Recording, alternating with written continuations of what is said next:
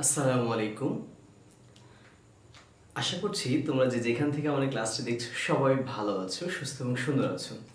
আজকে তোমাদের সাথে আমি যে বিষয়টি নিয়ে আলোচনা করব, একাদশ দ্বাদশ শ্রেণীর পদার্থবিজ্ঞান প্রথম পত্রে নিউটনের মেকানিক্স সংশোধিত সিলেবাসের আলোকে যে রাশিগুলো দুটি পার্ট দেখেছিলাম, নিউটনিয়ান বলবিদ্যার পার্ট 1 এবং পার্ট 2 সূত্র আলোচনা। আজকে ধারাবাহিকভাবে একটা ভিডিওতে আমি তোমাদের জন্য আশা করছি 3 বা 4টি এরকম সিচুয়েশন নিয়ে একটা করে ভিডিও তৈরি করব। তো এটার জন্য আমাকে একটা ম্যাথ সলভ করার পরে, যেহেতু বোর্ডে আমার জায়গা কম, সেহেতু একটা সলভ করার পর একটা ছবি আঁকায় অথবা প্রশ্ন লিখে পুনরায় আবার তোমাদের সাথে শুট করে এরকম 3-4টি ম্যাথ অ্যাডজাস্ট করব। আশা করছি ভিডিওগুলো দেখলে তুমি যদি একটু রিমাইন্ড করো তাহলে তোমার ম্যাথগুলো ইজিলি সলভ হয়ে যাবে ইনশাল্লাহ। তো চলো প্রথমে যেটা লিখে রেখেছি সেটা আমাদের সলভ করার চেষ্টা করি। প্রথমে আজকে তোমাদের সাথে যে বিষয়টা আলোচনা করব সেটা হচ্ছে জড়তার ভ্রামক সম্পর্কিত গাণিতিক সমস্যার সমাধান। তাহলে আমাদের কি প্রশ্ন সমাধান করব সেটা আমরা একটু বলে রাখি। তার আগে আমরা একটু দেখে নিই যে কি কি সূত্র আছে। দেখো এখানে দেখো একটি সুষম দণ্ডের সাহায্যে একটি সুষম চাকতি চিত্র 2 তৈরি করা হলো। অর্থাৎ এই একটা দণ্ডের সাহায্যে একটা চাকতি তৈরি করেছো। একটা দণ্ড ছিল, যেমন মনে করো আমার হাতে যে মার্কারটা আছে এটা একটা স্ট্রিং মানে সুতা আছে। এই সুতা যদি এমনই হয় তাহলে ফ্লেক্সিবল থাকবে। তাহলে এটা যদি আমি হাতে এরকম প্যাচ দিই, 4-5টা প্যাচ হবে, মানে রাউন্ড হয়ে যাবে। ঠিক তদ্রূপ একটা দণ্ডকে পাত বানানো হয়েছে। তাহলে প্রশ্ন আসলে কি বলে দেখো, চিত্র গ নম্বর, শুধু আমরা গঠা দিচ্ছি আর কি। হ্যাঁ, চিত্র 1-এর পি কিউ অক্ষের সাপেক্ষে জড়তার ভ্রামক নির্ণয় করো। খেয়াল করো এখানে বলেছে যে পি কিউ অক্ষের সাপেক্ষে জড়তার ভ্রামক, দ্যাট মিন্স আই নির্ণয় করতে বলেছে। পি কিউ অক্ষ কোনটা? এই যে দেওয়া একটি দণ্ডের প্রান্ত দিয়ে গমনকারী। তোমাদের সাথে আমরা বলেছি এটা দণ্ডের প্রান্তগামী, প্রান্ত দিয়ে যদি গমনকারী অক্ষের সাপেক্ষে জড়তার ভ্রামকের সূত্র হচ্ছে I M L square by 3 হয়। এইটা, এই সূত্রটি আমরা প্রথমত অ্যাপ্লাই করব যে যদি কোনো দণ্ডের প্রান্ত দিয়ে অক্ষ বরাবর বস্তুটি ঘূর্ণনশীল হয়, তাহলে বস্তু যদি দৈর্ঘ্য আছে, দৈর্ঘ্য যখন ঘূর্ণনশীল হবে দৈর্ঘ্যটা কি হয়ে যাবে? ব্যাসার্ধ হয়ে যাবে। তাহলে আমরা প্রথমত একটু সলভ করার চেষ্টা করি। দেখো এইটা গ নম্বর। তাহলে কি কি দেওয়া আছে? দেওয়া আছে দেখো মাস, দ্যাট মিন্স ভর, স্মল ভর। তাহলে আমরা সূত্র লিখব, দেওয়া আছে ভর ইজ ইকুয়াল টু 0.5 কেজি। এরপরে দেখো এর দৈর্ঘ্য দেওয়া আছে, অর্থাৎ এর দৈর্ঘ্যটা কত? দৈর্ঘ্য আমরা, তোমরা বাংলা লিখলে আমার একটু সময় লাগবে। এল ইজ ইকুয়াল টু দেখো 60 সেন্টিমিটার। আচ্ছা সেন্টিমিটারে আছে, তাহলে আমরা এটা কিসে কনভার্ট করব? মিটারে নিয়ে নেব। অর্থাৎ 60 ডিভাইড বাই 100 মিটার, 0.6 মিটার হয়ে যাবে। কি বের করতে বলেছে? জড়তা ভ্রামক I is equal to what? তাহলে আমরা জানি কিন্তু কি লিখে দেব, জড়তা ভ্রামক I is equal to m l square divided by 3, অর্থাৎ m এর মান 0.5, 0.6 l এর মান স্কয়ার ডিভাইড বাই 3। তোমরা একটু ক্যালকুলেশন করে নিতে পারো, তাহলে খুব দ্রুত সুবিধা হবে, অর্থাৎ চেক আউট করে নিতে পারো। আমি যেমন এখানে হেল্প নিচ্ছি, 0.6 স্কয়ার মাল্টিপ্লাই 0.5 ডিভাইড 3, তাহলে এটা 0.06 আসে এটার উত্তর।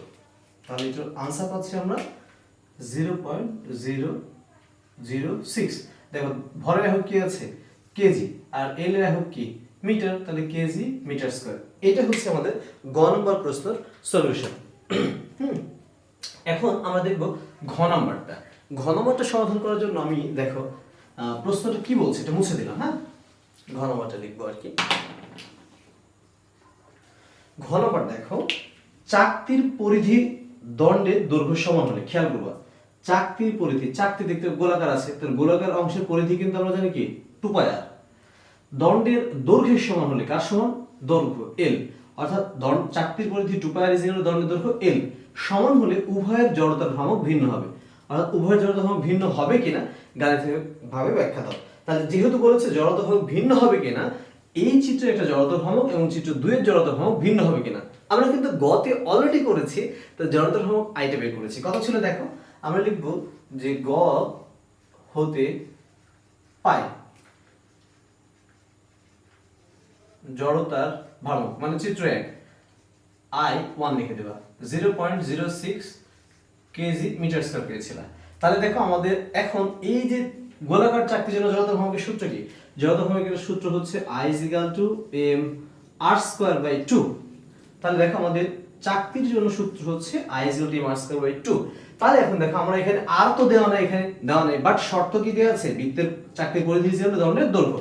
তাহলে এভাবে নিব আমরা। দেখো অতএব এভাবে লিখতে পারি, বৃত্তের পরিধি ইজ ইকুয়াল টু কি আছে, বা চাকতির পরিধি ইজ ইকুয়াল টু দণ্ডের দৈর্ঘ্য। দণ্ডের দৈর্ঘ্য, আমরা বৃত্তের লিখছি, এখানে কিন্তু চাকতি হবে। তাহলে দেখো 2 পাই r is equal to l divided by r is equal to l divided by 2 pi. l এর মান কত দেয়া আছে দেখো, l এর মান দেয়া আছে 0. আমরা যেটা আগে লিখেছি গতে 6 সেন্টিমিটার, তাহলে 0.0 হচ্ছে 6, এই 0.6 divided by 2 into 3.1416। কেন? l ছিল দেখো 60 সেন্টিমিটার, এটাকে একটু আগে দেখিয়েছি 100 দিয়ে ভাগ দিলে হয় হচ্ছে 0.6 মিটার, এটা হয়ে যায়। তাহলে একটু ক্যালকুলেশন করে তোমরা দেখে নাও ক্যালকুলেশন করে কত হয়। তাহলে আমি একটু ক্যালকুলেশন করতে 3.1416 মাল্টিপ্লাই 2, এটা 6.28, তাহলে 0.6 ভাগ 6.28, এটা হচ্ছে 0.0955, অর্থাৎ 0.0955 মিটার হচ্ছে। তাহলে জড়তার ভাব কি হয় দেখো, অতএব চাকতির জড়তার ভ্রামক I2 is equal to, আমরা লিখতে পারি mr²/2, অর্থাৎ m এর মান 0.5 আর হচ্ছে 0.0955 হোল স্কয়ার ডিভাইডেড বাই 2, এটা আসছে। তাহলে এটাও কিন্তু তোমরা একটু ক্যালকুলেশন করে দেখে নিতে পারো। আর 0.9554 ছিল, এটা স্কয়ার করি, স্কয়ার মাল্টিপ্লাই 0.5 ডিভাইড বাই 2, অর্থাৎ 2.28, এটা ভ্যালু আসে 2.2820 মাল্টিপ্লাই 10⁻³ আসে, অর্থাৎ কেজি মিটার স্কয়ার। আচ্ছা খেয়াল করো তো কার মানটি বড় এবং কার মানটি ছোট। এখানে খেয়াল করো, আমরা গ হতে পেয়েছি এই যে I1 এর মান, I1 এর মান হচ্ছে 0.06 এইটা, আর এখানে কত পেয়েছো 2.28 10⁻³ তার মানে ভাগ দিলে এটা কিন্তু আরো 2 দশমিক সরে আসবে, তার মানে বড় কি আলটিমেটলি এই মানটি কিন্তু বড় হয়ে যাচ্ছে আমার 0 পয়েন্ট। তাহলে আমরা লিখতে পারি I1 greater than I2 এইটা, অর্থাৎ এই যে দণ্ডের দৈর্ঘ্য জড়তার ভ্রামকের পরিমাণ কি আছে বেশি, দা 0 পয়েন্ট, এটা 6 × 10⁻² লেখা যায়, আর এটা হচ্ছে 2.28 × 10⁻³ সুন্দর করে কম্পেয়ার করে দিতে পারো। এটা ছিল তোমাদের 1 নম্বর সৃজনশীল প্রশ্নের সমাধান। এরপর আমরা 2 নম্বরটি লিখে সমাধান করব। চলো দেখে নিই যে এর পূর্বে আমরা শিখলাম যে একটি প্রশ্ন সৃজনশীল সমাধান, এখন দেখব 2 এবং 3। অর্থাৎ আমি যে প্রশ্নগুলো সিরিয়াল করে দিচ্ছি তোমাদের, এটা সূত্র যে আগের পার্ট করা ছিল, পার্ট 1 2 সূত্র আলোচনা, সেটা দেখলে এবং এই প্রশ্ন যদি একটু হাতে করো, অর্থাৎ ভিডিওটা যদি একটু ভালোভাবে দেখো, দেখার পরে করলে ইনশাল্লাহ সমাধান করতে পারবা, আর এই সম্পর্কে কনফিউশন থাকবে না ইনশাল্লাহ। তাহলে দেখো আজকে মানে এখন আমি যেটা দেখবো সেটা হচ্ছে 2 নম্বর সৃজনশীল কি বলেছে দেখো, একটা দণ্ড দেখতে পাচ্ছ, যা এবি হচ্ছে একটি দণ্ড এবং পিকিউ হচ্ছে একটি অক্ষ এক্সিস, এবং দেখো একিউ আরেকটি অক্ষ, দুটি অক্ষ দেওয়া আছে, তার মানে এই প্রশ্নের এখানে একটা সেন্টার আছে। তাহলে দেখো এর অর্ধেকের দূরত্ব 1.5 মিটার, অর্ধেকের দূরত্ব 1.5 মিটার। আচ্ছা খেয়াল করো, আমার হাতে মার্কার আছে, মার্কারে যদি টোটাল দৈর্ঘ্য 50 মিটার হয়, অর্ধেক যদি কেটে দিই সমান করে, তাহলে 25-25 হয়ে যাবে। ঠিক তো এটাই, অর্ধেক আছে। তাহলে দেখো চিত্রের দণ্ডের ভর দেওয়া আছে 3 কেজি, যা xy ঘূর্ণন অক্ষ, এবং ভরটা দেওয়া আছে কত 3 কেজি, অর্থাৎ m এর মান দেওয়া আছে 3 কেজি, x এর ঘূর্ণন অক্ষ। তাহলে দেখো দণ্ডটির xy অক্ষের সাপেক্ষে ঘোরালে চক্রগতির ব্যাসার্ধ কত, আমাদের কি চেয়েছে রেডিয়েশন অফ গাইরেশন, চক্রগতির ব্যাসার্ধ আমার কে চেয়েছে, ইন্টারেস্টিং বিষয়। তাহলে বলেছে দেখো দণ্ডটির xy অক্ষ কোথায়, মাঝখানে অক্ষ। তাহলে আমরা একটি সমাধানের জন্য তোমাকে হেল্প করতে পারি 2 এর গ নম্বর। দেখো যে আমরা লিখবো যে আমরা জানি, প্রথমে আমরা এইভাবে একটু সলভ করি, শর্ট করে লেখা যাবে, একটু সূত্র দেখিয়ে নিই তোমাদের। আমরা জানি দেখো মাঝখানে অক্ষগামী দণ্ডের জড়তার ভ্রামকের মান হচ্ছে I is equal to ml²/12। তো এর চক্রগতি ব্যাসার্ধ কি দেখো তো, তোমার সূত্র লিখবো আমি একটু দেখানোর জন্য, চক্রগতির ব্যাসার্ধ k is equal to I/m হয়। তো এদিকে খেয়াল করো যে I এর মান হলো ml²/12, আর তার নিচে কি আছে আবার m, এই হচ্ছে আমাদের ভ্যালু। তাহলে একটু খেয়াল করো তো, ml² নিচে 12 চলে আসে, আর এই যে 12 এটা নিচে m এর সাথে চলে আসে, তাহলে m এবং কেটে যায়, তাহলে থাকে হচ্ছে √l²/12। এখানে মান বসালে কিন্তু উত্তর শেষ হয়ে যাবে। সহজ করে আরো করা যায়, যদি 12 কে ভাঙো √3 লেখা যায়। তাহলে আমরা চেষ্টা করবো যে এই যে কে বের করলাম, কে দিয়ে এর গ নম্বর শেষ করার জন্য। খেয়াল করো যে এল এর মান কত দেওয়া আছে, এল মানে কি টোটাল দৈর্ঘ্য, তাহলে টোটাল দৈর্ঘ্য তুমি লিখবো 1.5 প্লাস 1.5 মিটার। আবারও তোমাদের সুবিধার্থে একটু বলে নিই যে এই দণ্ডের অর্ধেকের দূরত্ব l/2 মানে হচ্ছে 1.5 আর 1.5 যোগ করলে টোটালটা হয়ে যাবে। তাহলে একবারে যোগ করে লিখলাম এর অর্থাৎ কত, এটা 3 মিটার হয়ে গেল। তাহলে এখানে বসিয়ে দাও, রুট ওভার দেখো 3 স্কয়ার ডিভাইড বাই 12 আর রুট ওভার 9 ডিভাইড বাই 12। এটাকে যদি সুন্দর করে ক্যালকুলেশন করে নাও তাহলে কিন্তু আমাদের মানটা হয়ে যায়। অর্থাৎ আমরা যদি বলি রুট ওভার, আমি একটু ক্যালকুলেশন করে নিচ্ছি, 9 ভাগ 12, তাহলে 0.866 0.866 0.866। আচ্ছা তাহলে এককটা কি দেবা, খেয়াল করো তো, এখানে কি আছে l স্কয়ার, মিটার স্কয়ার, তার মানে কি মিটার। তাহলে দেখো আমাদের কিন্তু গ নম্বর শেষ হয়ে গিয়েছে। তাহলে আমরা পরেরটা একটু তুলনা করে দেখি, যে কি বলে ঘ নম্বরটা কি বলছে, 2 এর ঘ নম্বরটা একটু দেখে নিই। ঘ নম্বর দেখো xy অথবা pq কোন অক্ষ সাপেক্ষে দণ্ডটি ঘোরানো অধিকতর সহজ হবে, গাণিতিকভাবে বিশ্লেষণ করো। এখানে একটা প্রশ্ন বলছে দেখো যে একবার xy অথবা একটা pq কোন অক্ষ সাপেক্ষে দণ্ডটিকে ঘোরানো অধিকতর সহজ হবে। তার মানে জড়তার ভ্রমণ যত কম হবে ঘোরানো তত সহজ হবে, জড়তার ভ্রমণ যত বেশি হবে ঘোরানো তত কঠিন হবে। তাহলে আমরা একটু বের করে দেখি। তাহলে আমরা প্রথমে লিখব ঘ নম্বর xy অক্ষের সাপেক্ষে জড়তার ভ্রামক লিখবো হচ্ছে i xy। খেয়াল করো xy কোথায়, মাঝখানে আছে। তাহলে একটু সূত্রটা লিখেছিলাম জড়তার ভ্রামক, দেখো m/l²/12, এটা থিওরিটিক্যালি সূত্র মান। তাহলে m এর মান কত, দেখো m এর মান দেয়া আছে 3 কেজি, 3 আর l এর মান তো তোমরা একটু আগে দেখলে 3 কেজি, অর্থাৎ l = 1.5 প্লাস 1.5 টোটাল দৈর্ঘ্য মিটার হয়, অর্থাৎ 3 মিটার পাচ্ছ। তাহলে নিচে দেখো 12 আছে, তাহলে এখানে 3 এর কত 9, 3 মাল্টিপ্লাই 9 ডিভাইড বাই 12, এটা যদি কেটে দাও তাহলে 4 হয়, 9 ডিভাইড বাই 4 মানে 2 পয়েন্ট সামথিং আসবে। তোমরা একটু ভাগ করে বসিয়ে নিতে পারো, অর্থাৎ এখানে আছে 9 ভাগ 4 2.25, এটা লিখতে পারি হলো 2.25 কেজি মিটার স্কয়ার। এটা একটা মান পেলাম। তাহলে দ্বিতীয়টি বলছে যখন দেখো অক্ষটি পিকিউ হয়ে যাবে, তাহলে পিকিউ মানে কি, প্রান্ত দিয়ে একটা দণ্ডের প্রান্ত দিয়ে সূত্র কিন্তু প্রথমে একটা ম্যাপ করিয়েছি তোমাদের। তাহলে আমরা একবার লিখে লিখে দিই পিকিউ জড়তার ভ্রামক পিকিউ = তোমার m/l²/3 হয়, অর্থাৎ m এর মান 3, l এর মান তো দেখলা যে 3 স্কয়ার 3 হয়, আর এর নিচে আছে কত 3, দেখো 3 3 কেটে যায়, তার মানে 9। অর্থাৎ কার জড়তার ভ্রামক কম, দেখো i xy less than i pq। তাহলে কে ঘোরানো সহজ হবে, বলেছি যার জড়তার ভ্রামকের পরিমাণ কম তাই ঘোরানো সবচেয়ে সহজ হবে, যার জড়তার ভ্রামকের পরিমাণ অনেক বেশি সেটা ঘোরানো অনেক কঠিন। তার মানে প্রথমটা ঘোরানো অনেক সহজ, অর্থাৎ i xy অধিক সহজে ঘোরানো যাবে। শেষ 2 নম্বরটা। তাহলে 3 নম্বরটা একটু দেখে নিই। দেখো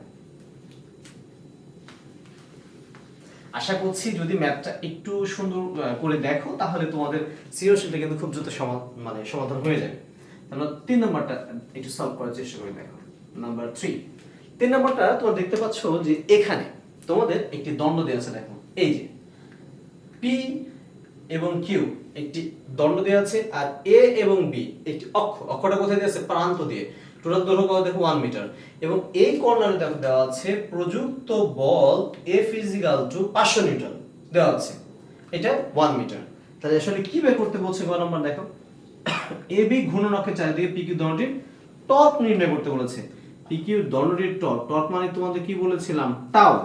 টাউ এর কি সূত্র ছিল তোমার মনে আছে কিনা, দেখো আমি ছোট করে সূত্রটি টাউ ছিল R ক্রস F, এই যে দুটি মান, বা ছিল R F sin থিটা। তাহলে আমরা এই সূত্রে অ্যাপ্লাই করব, টর্ক বলেছে। তাহলে আমরা প্রথমে লিখি যে আমরা জানি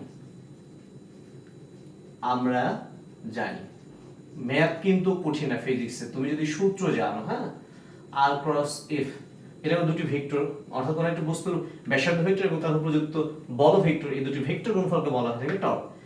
তাহলে দেখো R F sin থিটা। মজার বিষয় হচ্ছে দেখো R এর মান হলো 1 মিটার, F এর মান হচ্ছে 500 নিউটন, দেখো ডানে দেওয়া আছে। তাহলে কি বের করতে বলছে, তাহলে থিটাটা কত হবে খেয়াল করো, আমি এক্সিসটা তোমাকে বুঝিয়ে নিই। এক্সিসটা আছে এমন, দেখো একটা এক্সিস হচ্ছে এমন, আর এই যে সোজা বস্তুটি কোন দিকে ঘুরছে, এইভাবে ঘুরছে, দেখো এইভাবে ঘুরে আসবে। তার মানে এখানে কি অবস্থা আছে দেখো তো, পরস্পর লম্ব ডিগ্রি কোণ আছে, অর্থাৎ ব্যাপারটা হচ্ছে এই যে দণ্ড, আর এই লাল কালির মার্কারটা হচ্ছে তোমার এক্সিস, আর কালোটা হচ্ছে কি দণ্ড দেওয়া আছে, তাহলে কি পরস্পর 90 ডিগ্রি কোণে আছে। তাহলে আমাকে বলো theta is equal to 90 degree, sin 90 এর মান কত 1, তাহলে আমরা লিখতে পারি r এর মান হচ্ছে 1 মাল্টিপ্লাই এ 500 sin 90 এর মান তো 1, তাহলে কত হচ্ছে 500। তাহলে টর্কের একক কি বলতো, নিউটন মিটার। তারপর গ নম্বর প্রশ্ন কিন্তু শেষ হয়ে গেল। ঘ নম্বরটা কিন্তু একটু মজার বিষয় আছে, ঘ নম্বরটা আসলেই সহজ একটু ম্যাথ, তোমরা করেছো। তাহলে এখন ঘ নম্বরটা আমরা একটু দেখে নিতে পারি 3 এর ঘটা কেমন হয়। 3 এর ঘটা দেখো, যদি ঘূর্ণনক্ষ, খেয়াল করো, যদি ঘূর্ণনক্ষ এবি PQ দণ্ডটির প্রান্তবিন্দু হতে পরিবর্তন করে মধ্যবিন্দু না হয়, তাহলে মধ্যবিন্দু কি এই যে মাঝখানে টান দিবা, এইটা মাঝখানে নিয়ে আসলে ডট ডট করে দিয়েছে দেখো। তাহলে টোটাল দৈর্ঘ্য আছে 1 মিটার, তাহলে এটা হয়ে যাবে 1/2 মানে হাফ, 1/2 হয়ে যাবে, দৈর্ঘ্যকে ভাগ করে দিলাম। তাহলে দেখো মধ্যবিন্দু নেওয়া হয়, তবে কোন ক্ষেত্রে জড়তার ভ্রামক বেশি হবে, তোমার উত্তর সঙ্গে যুক্তি দাও। কোন ক্ষেত্রে জড়তার ভ্রামক, তাহলে জড়তার ভ্রামক কয়টা বের করতে হবে, দুইটা, একটা প্রান্ত দিয়ে একটা মাঝখান দিয়ে, যার ম্যাথটা এর আগে ঘ নম্বরটা তোমরা করলে কিন্তু সেম ভাবে। তাহলে দেখো প্রান্তের জন্য আমি লিখি, প্রান্তের জন্য কি আছে জড়তার ভ্রামক আই, কি আছে তোমার অক্ষ হচ্ছে এ এবং বি, আই এ বি। তাহলে প্রান্ত দিয়ে গেলে আমরা লিখি l স্কয়ার ডিভাইড বাই কত 3। তাহলে m এর মান কত দেখো তো, m এর মান দেওয়া আছে 3 কেজি, এখন l স্কয়ার বাই 3, l এর মান তো 1, তাহলে 1 স্কয়ার বাই হচ্ছে 3, 3 দিন কেটে গেলে কত হয় 1 কেজি মিটার স্কয়ার, পেয়ে গেল সুন্দর। এরপরে দেখো আমরা আরেকটা অক্ষ কি আছে, এই যে মাঝখানে নিয়ে গেলাম অক্ষটা, তার মানে পি কিউ মাঝখানে নিয়ে আসছে, অর্থাৎ পি প্রাইম কিউ প্রাইম মাঝখানে যায়, তখন মাঝখানে যদি ধরো লিখলাম I P prime Q prime বা এ প্রাইম বি প্রাইম, যেহেতু খেয়াল করো এ আর বি দিয়ে আছে, তবে নাম দিয়ে দিলাম পি প্রাইম কিউ প্রাইম, তোমার ইচ্ছা A B A prime B prime, আচ্ছা না এ প্রাইম বি প্রাইম দিয়ে দিই, এ প্রাইম বি প্রাইম, না হলে তোমাদের মনে হতে পারে যে স্যার এটা দিল, আচ্ছা উপরে বি দি, বি আছে বি প্রাইম, নিচে হচ্ছে এ প্রাইম, ঠিক আছে তোমাদের যেটা সুবিধা হয়। a prime b prime is equal to দেখো m l square divided by 12, অর্থাৎ m এর মান হলো 3, l স্কয়ার মান 1 স্কয়ার divided by 12, তাহলে 1 এখানে 4 হয় দেখো 1 divided by 4 মানে 0.25 হয় কেজি মিটার স্কয়ার। আচ্ছা কার জড়তা ভগ্নাংশের মান বেশি দেখো তো, 0.25 বড় না 1 বড়, নিশ্চয়ই 1 বড়, তাহলে লিখতে হবে i a b greater than i a prime b prime, অর্থাৎ প্রান্ত দিয়ে গমনকারী অক্ষের সাপেক্ষে জড়তার ভ্রামকের মান বেশি। শেষ ব্যাখ্যা। তাহলে খেয়াল করো, এই যে তোমাদের সাথে আমি শেয়ার করলাম 3টি সৃজনশীল, এটা পার্ট 1 দিয়েছি। এরপরে আমরা ব্যাংকিং কোন ডিপেন্ডেন্ট ম্যাথ নিয়ে একটি ক্লাস করব, 3 থেকে 4টি সৃজনশীল তোমাদের দেখাবো ইনশাআল্লাহ। তারপরে আমরা আরেকটা পার্ট নিয়ে নিউটনের বলবিদ্যা চ্যাপ্টারটা ক্লোজ করার চেষ্টা করব, কারণ এখানে অনেকগুলো সৃজনশীল প্রশ্ন আছে, প্রয়োজন আমি আরেকটা ক্লাস বাড়াবো। এরপরে তোমাদের পঞ্চম অধ্যায় না হলে অষ্টম অধ্যায় নিয়ে কাজ করা শুরু করবো ইনশাআল্লাহ। তো সেই ক্লাসগুলো দেখার আমন্ত্রণ জানিয়ে আজকে এখানে বিদায় নিচ্ছি। আল্লাহ হাফেজ।